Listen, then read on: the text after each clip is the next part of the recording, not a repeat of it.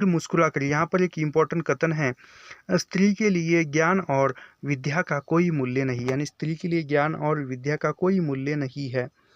फिर मुस्कुरा देता है, प्लेटो के प्रजातंत्र में कवि को कोई स्थान नहीं दिया गया था।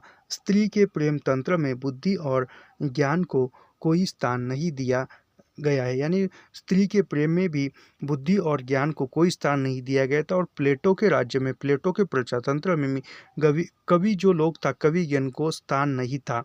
स्त्री के लिए ज्ञान और विद्या का कोई मतलब नहीं, स्त्री के लिए ज्ञान बुद्धि जो है उसका कोई मतलब नहीं होता। फिर मुस्कुराकर, हंसकर, प्लेटो के प्रजातंत्र में कवि को कोई स्थान नहीं था, नहीं दिया गया था, यानी प्लेटो का जो प्रजातंत्र था उसमें कवि को स्थान नहीं था। स्त्री के प्रेम तंत्र में, यानी स्त्री के प्रेम तंत्र में बुद्धि और ज्ञान को कोई स्थान नहीं दिया गया, यानी स्त्री के प्रेम में बुद्धि और ज्ञान को कोई स्थान नहीं